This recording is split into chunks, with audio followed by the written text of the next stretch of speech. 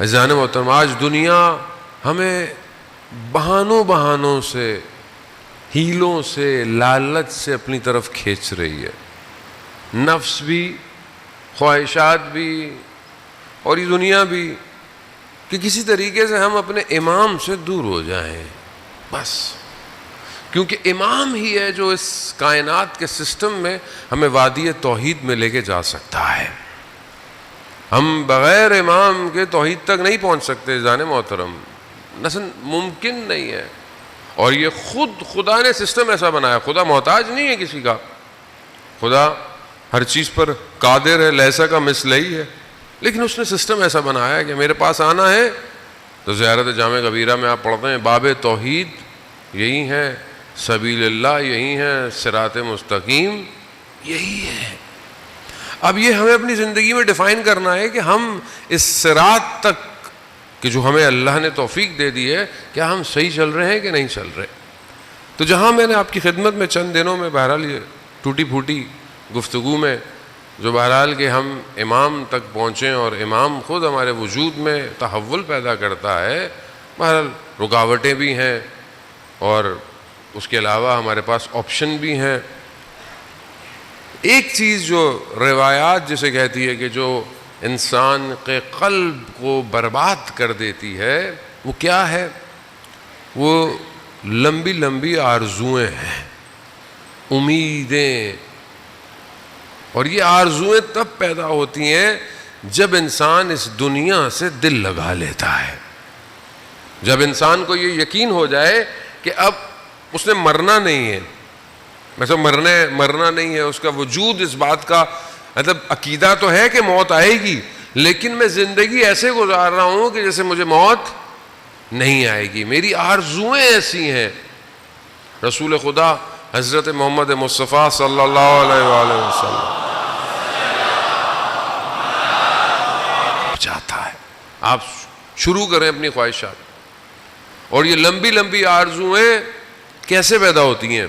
ایک عالم دین کہتے ہیں کہ جب انسان دسترخوان پہ بیٹھتا ہے نا کھانے، اور دسترخوان پر دو چار چیزیں رکھی ہوئی ہوں کھانے کی، اور آپ ایک چیز کھا رہے ہوں اور آپ کے ذہن میں ہو کہ اب یہ کھانے کے بعد میں یہ بھی کھاؤں گا، یہ بھی کھاؤں گا، ہوتا ہے نا آدمی کو نیاز، ماشاءاللہ آج کل تو آپ نیاز کھاتے ہیں، اس سبیل سے بھی پی لوں، اس سبیل سے بھی پی لوں، وہ میرے ذہن میں ہوتا ہے نا، اچھی بات ہے، لیکن جب یہ انسان ایسی یہ آرزو رکھتا ہے نا، یہ جو خواہش کس کی؟ لقمے کی، خواہش کا لقمہ، یہ خواہش کا لقمہ ہے، یہ خواہش کا لقمہ وجود میں لمبی لمبی آرزویں پیدا کرتا ہے۔ دکان کے پاس سے گزر رہا ہے، یہ بھی خریدنا ہے، یہ بھی ہونا چاہیے، یہ بھی ہونا چاہیے، آج کل تو دکان آن لائن ہے، ہر چیز آن لائن ہے، آپ نہ بھی چاہیں چیزیں پھر بھی آ جاتی ہیں۔ یہ خواہشات دنیا میں رہنے کی انسان کے قلب کو خدا سے دور کرنا شروع کر دیتی ہے، اور یہ قلب پھر ایسا ہو جاتا ہے کہ بس پھر انسان حیوان بن جاتا ہے۔ پھر آپ دیکھیں کہ انسان وہ کام کرتا ہے اپنی خواہشات کے، کبھی کسی کا حق کھاتا ہے، کبھی کسی یتیم کا مال کھاتا ہے، کبھی جھوٹ بولتا ہے، کبھی زیادہ تولتا ہے، کبھی ملاوٹ کرتا ہے، کس لیے؟ اپنی خواہشات کے لیے۔ انسان شہوت کی خواہش میں درندہ بن جاتا ہے۔ درندہ کیا ہے؟ اس کو کوئی کنٹرول نہیں ہے، اپنی صرف شہوت ہے اس کے پاس، کھانے کی شہوت ہے یا کوئی بھی شہوت ہے، وہ درندگی کرتا ہے، وہ چیر پھاڑ دیتا ہے، وہ یہ نہیں دیکھتا ہرن بیچارہ اتنا نازک سا ہے، چھوٹا سا بچہ ہے، نہیں، وہ پھاڑ دیتا ہے۔ درندہ صفت، انسان بھی درندہ صفت بن جاتا ہے جب وہ اپنی شہوت پر کنٹرول نہ کرے۔ آپ کے سامنے دنیا میں کیسے کیسے واقعات، انسان خود شرمسار ہے ایسی داستانوں کی وجہ سے۔ کیوں؟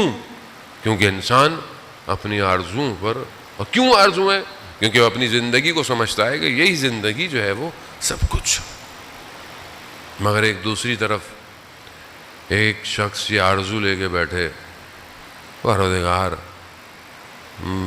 مجھے کوئی توفیق دے کہ میں تیرے لیے زندگی گزاروں۔ یہ بھی تو ایک آرزو ہے، یہ بھی تو ایک خواہش ہے۔ کتنی خواہش میرے وجود میں ہے کہ خدا مجھے کوئی ایسی رات دے جس میں میں تجھ سے مناجات کروں، مجھے کوئی ایسا وقت دے کہ جس میں تیری کتاب پڑھوں اور اس کو سمجھوں، مجھے کوئی ایسا کام دے کہ میں تیری مخلوق کی خدمت کروں۔ جن کو ہم مانتے ہیں ان کی زندگیاں کیسی ہیں؟ ان کی زندگیاں صرف ایسی تھوڑی ہیں کہ اب صرف ظاہری عبادت ہے، ان کا پورا وجود عبادت ہے۔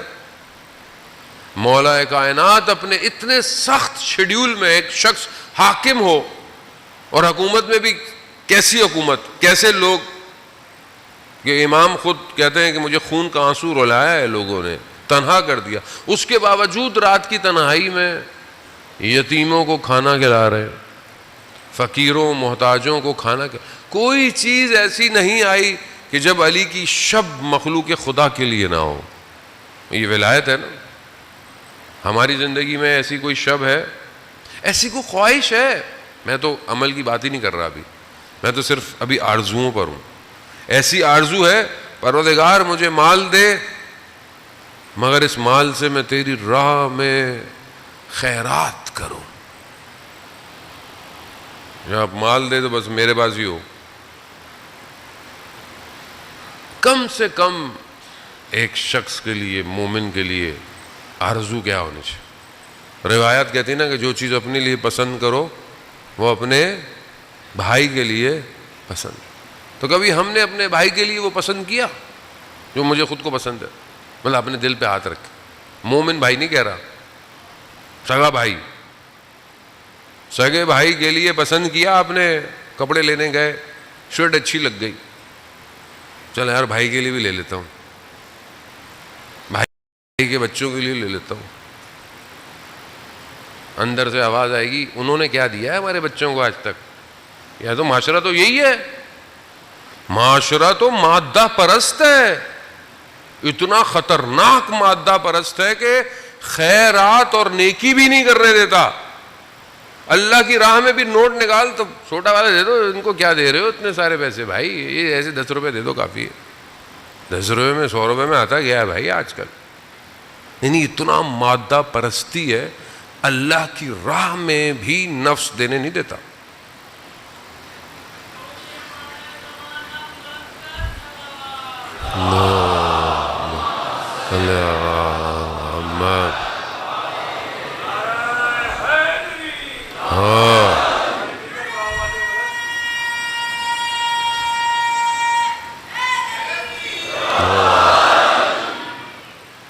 اذان محترم اللہ